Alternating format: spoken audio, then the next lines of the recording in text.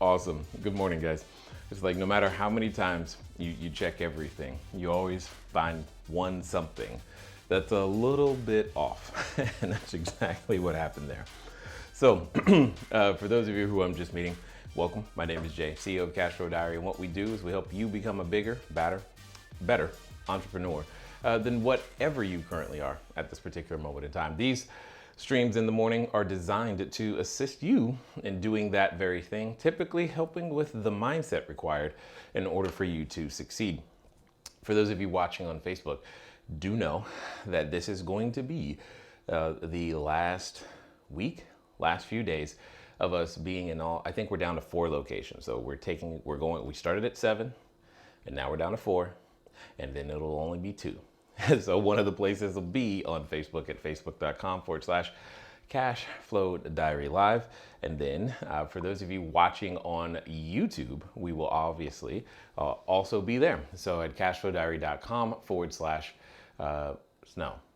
it's youtube.com/CashFlowDiary. So yes, for those of you who are here and you're brand new, do us a favor, go ahead and type new in the comments, because then what will happen is as we continue, when it's time for us to talk back and forth, I will be able to go ahead and greet you and kind of go from there. So today, what we're going to do though, is we're going to talk about deciding like who gets to make it on the team. Now, a couple days ago, we went through an elaborate structure, if you will, around who's on a team specifically as it relates to short-term rentals. Now, what happened is that over the weekend, one of the individuals inside of our program just simply asked, hey, how do I decide, what type of lawyer I need in case a guest gets out of hand? I believe was the phrase that she used, out of hand. So what I wanted to do is, instead of just answering that question in that specific instance, although we'll also answer it in general for all of the team members, because, hey, in the sense that you need someone to handle a specific issue, you're probably going to need a number of other people to handle other issues as well. So in this particular video, that's what we're going to talk about, helping you decide how people qualify, for lack of a better word, to make it on your team.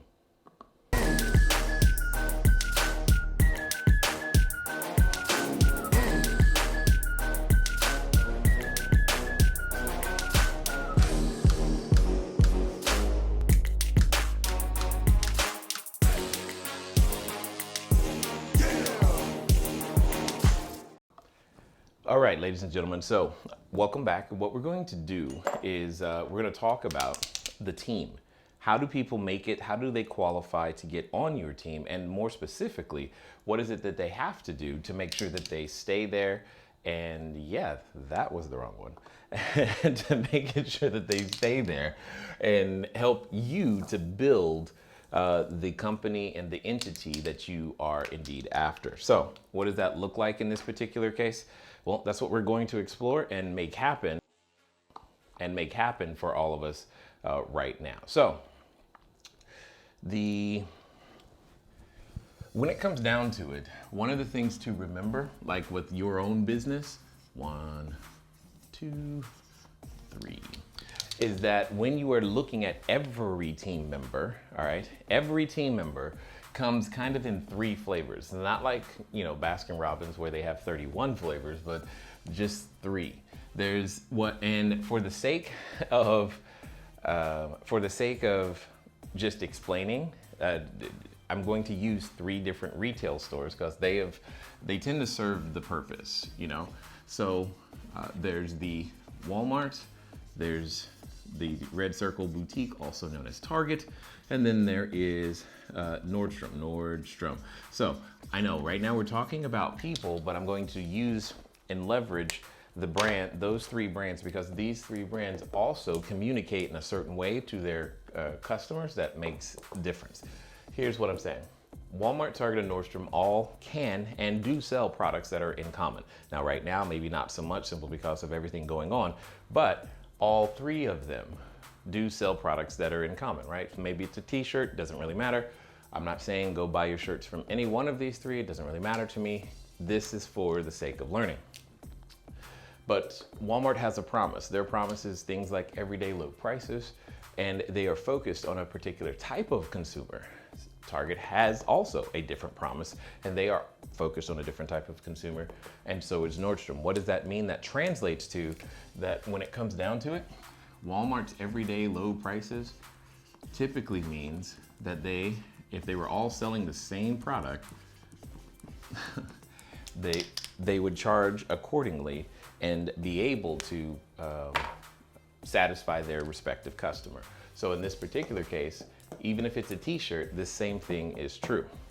So when you are evaluating a service provider, whether that be we'll go with a lawyer since that's what I was asked about, architect, okay, we'll go with customer experience agent. Maybe you're looking for a UX designer, user experience, or maybe a UI designer, user interface of some kind, or maybe you're looking in the short-term rental world, maybe you're looking for a cleaner, okay? Maybe you're looking for a operational assistant, ops assistant. Maybe you're looking for a salesperson, right? Or this is going to be very popular, CPA, bookkeeper. Anyway, you get the idea. This principle applies in all cases. And the reason it's important and for you to understand is because sometimes what you need, or because what'll happen is people will say things like, hey, I want a good keyword, good. I want a good CPA. I want a good lawyer. I want a good bookkeeper. I want a good this.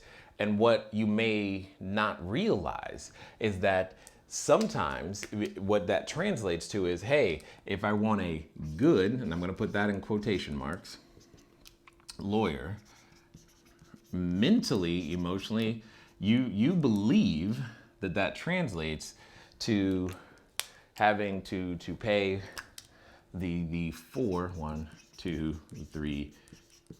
signs.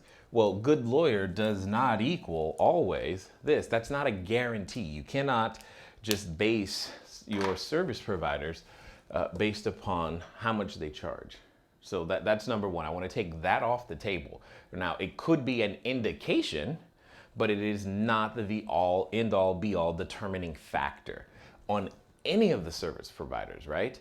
That's like saying, I'm looking for a good, because here's another one we could put up here. We could just say, I'm looking for, especially right now, I'm looking for a good book to read. I'm looking for a good book to read. Okay. Many of you've had a good book per se, right? And that book, it was free, right?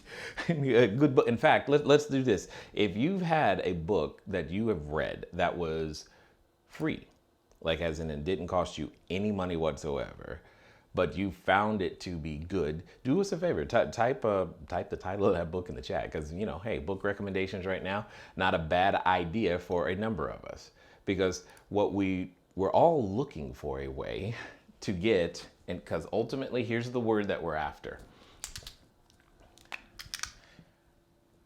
value, right?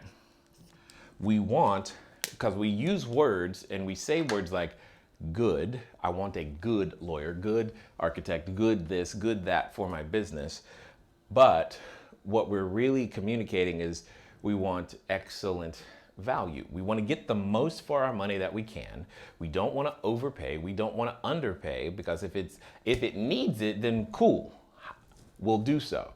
But the chief thing that tends to be translated or communicated is this, right? Is that we're looking for this. Now, with that being said, how would you go about finding a good lawyer for your business, or a good lawyer for your thing? Well, there's a second piece to consider, because in the same way that some lawyers would just charge more. Now, that doesn't mean they don't provide more services.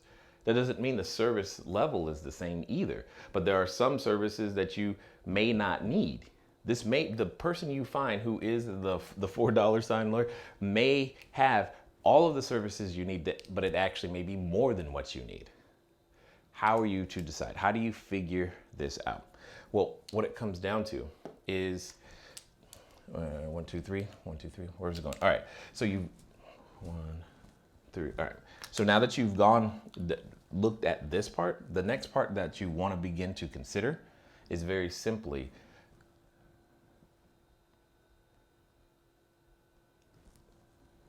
let me go. Oh, I just don't know where I want to write this. There we go. I'll put it right here. Is a SLA, service level agreement. What is it that you are actually purchasing?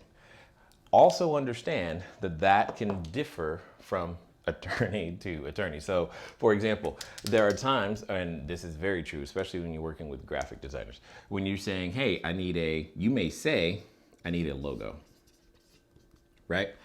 But what you really mean is you need I'll call it a branding identity package, which, yes, includes a logo, but could also include letterhead. And maybe what you also need is this logo to read well, because you're also planning on making, we'll say, t-shirts too, right? But that's what you need, but this is what you said. But this is the words you communicate, and we don't take the time to find out what those mean. So it's always important to figure out, like, what exactly is included. What are and here's the better corporate word, deliverables that will be received. Deliverables. Because this is the only way to figure out if you're paying apples for apples, right? So first is value, second is service level agreement, and these two kind of go hand in hand. And then last, but by no means least, when you're trying to make this decision, is to understand the person's speciality, is what I will call it, right? So for example, when I go looking, say, for a property manager, let's pretend if I was running a 50 unit, 100 unit complex or what have you.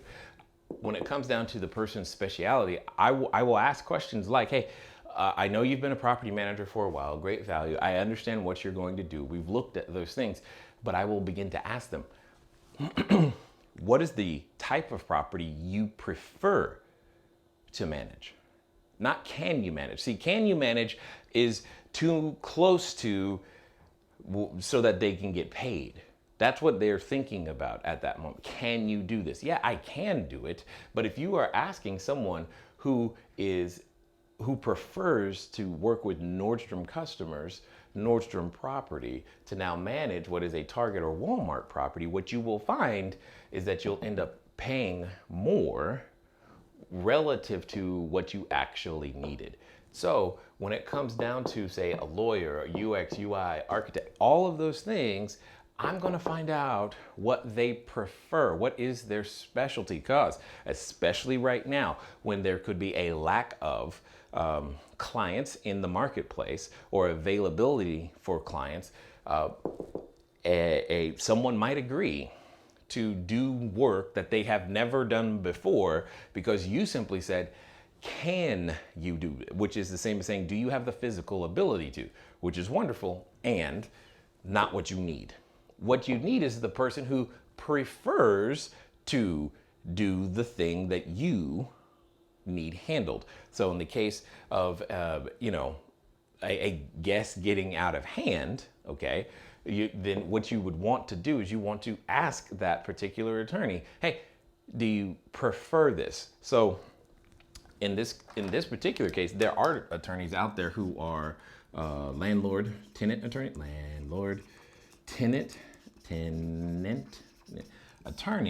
but not all of them are created equal. They're separated by what type of client are they best suited to serve. Okay, and then they're also separated by their service level of agreement, and then they're separated not only by their specialty, but what do they could be a ton of landlord-tenant attorneys. But the question becomes, what do you prefer? Because I want to know. You know, which ones do you like doing? Do you like the types of cases that I have or could potentially have? If you don't like them, you're not the person, because I don't want you, because again, let's be honest, they're human. What do you do with things you like? You spend more time with it, you go deeper, you just do. For no other reason than you enjoy it. So it's a very important question when looking at any particular member of the team, right? Is can you, do you, have you, any of these things? Same with your bookkeeper or CPA. Do you have experience with people or businesses like mine? Do you actually like that?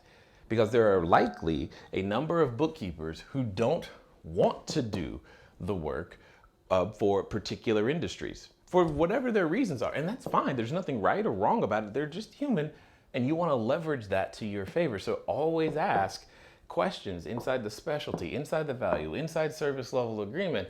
Otherwise, you end up with a service provider and or team member that probably doesn't fit your actual company's needs. And this can become, it'll become a challenge. It just becomes a challenge later. Now, I'll give you one bonus question. Let's pretend that you're actually looking for an employee, or yeah, we'll say an employee in this particular case. In addition to all of these things, because again, employees have all of these things too, right? In addition to that, there's one more bonus question. Now, this particular question that I'm going to give you is, for me, it has become it is a question around our culture. It's a question around understanding, will this person even fit? Will they make it long term? And so I ask, and it's something that I pay attention to each and every person that works with, for, near the organization, because if, depending on how they answer this question, it's going to really communicate to me how long they're going to be able to be around, or should they even be inside the company to begin with. What is that? What question is that? I know it's going to sound crazy to some of you, but at the end of the day, it's worked well for us. It's one of the other questions I always like to ask is, tell me about the last 5 books that you've read. Last 5. Now, I am not judging them on the books that you've read. I honestly, I don't overly care that, what the book title is. That is not the thing. I do care that the activity was done. I care that you were doing this, right? And so that means if it was 5, what are those things? Like Danielle Still, or my mom used to read those books a lot. I don't even know what they're about. But if there were 5 books by that particular, I don't really care. I do care that you're doing the activity. Now, there's bonus points if the books were nonfiction, business related, skill related, or category related to what it is that you are coming to do. There are major bonus points there. The only way to, quote unquote, fail this question is to not have 5 books. That is really it. It's to not. Because if you are not in the process of constant, never-ending improvement, I can guarantee you that the company will outgrow you, and then we'll need to find a new you, a new person. This is something that absolutely has to happen, because if it doesn't happen, what happens is that they end up getting left behind. In the process of building all of this, and again, this only matters if you're planning on building a longer term relationship. If it's just a one-off project with like a designer on 99 designs or something, okay, not so much. And I spend more time focused up here, okay, looking through value and service level agreement and then speciality, because I want to know. But when I know that I'm anticipating, or I want them to be around for a while, I'm going to ask this question, because this matters a ton when it comes to putting it all together. So, and also remember, in addition to all of this, each category, just because a attorney is not an attorney is not an attorney. You must ask speciality. You must know this.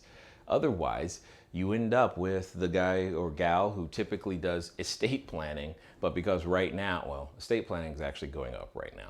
Let me try something else.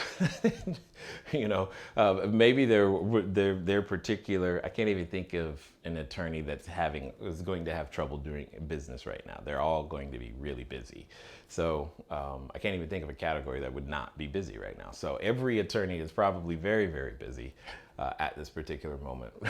but that's going to make this even more important. Because now the other thing that you're going to want to ask is, especially in the service level agreement, is going to be all around time frame and making sure that they can deliver what your company needs and when your company needs it. So at the end of the day, all of this put together just means that you have a responsibility to do the best you can with the resources you got. We're all out here on this spinny globe trying to do exactly that, if nothing else. So with that being said, though, what I would love for you to do, especially for those of you who are new, first time, etc., do me a favor, just go ahead and type in the chat something that you learned from this, because at the end of the day, that's what's important. Did you get something that you can take away, something that will help you build your business just a little bit more? Because that's important too, that you were provided value. Again, for those of you who like this stuff, by all means, keep coming back tomorrow. I was going to say next Tuesday, as in tomorrow. We'll be back at 8 a.m. Pacific time. Feel free, if you want to join us on Facebook, you can go to facebook.com/CashFlowDiary Live.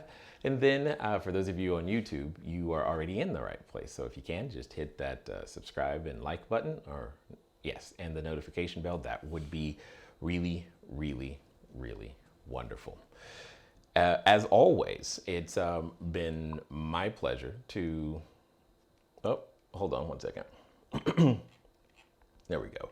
Got it. Got it. I see. Elizabeth, thank you. Wow, there's a number of you up here today who are following and liking. I love it. So as you guys can see, we are in the process of continuing to improve the quality of the stream and hopefully the experience as well as the interaction, because we want you guys to know that we appreciate it when you like, when you subscribe, when you should share. So we're experimenting with how to make those things pop up on the screen, which is good. And then Sherry says what? She likes my question. I don't blame you, Sherry. I like the idea of asking about the last 5 books. Yes, that question. It does reveal a lot about the person, because the books that someone chooses to read does say things, and it doesn't, and again, it's nothing bad, nothing this, that, or the other. I just want to know. Right? And it's been a very, very reliable question for me. So Yvette likes the idea of the value versus cost. Yes, absolutely. You cannot solely judge based upon what you paid, right? You just can't. There are things that we have all paid for where we have paid too much, even though it may have cost us no dollars, but we still feel like we overpaid. And we've had the exact opposite. You know exactly what that feels like too, where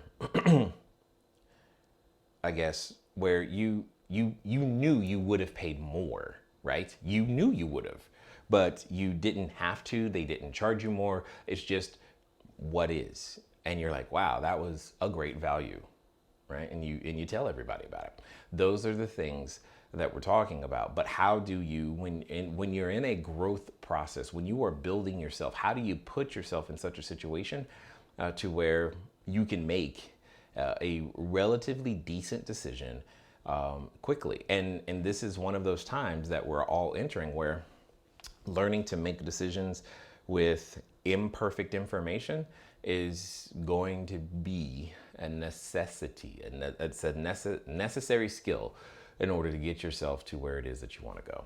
So, but this is a great way to begin to put some of that information down on paper or board or iPad, whatever you use, so that you can go out there and make the right things happen, again, for yourself, as well as for your business. So with that being said, as always, ladies and gentlemen, I appreciate the time that you guys invest here with us. I thank you for choosing to do so. And it's been fun talking to you guys today. I look forward to talking to you soon. Until next time.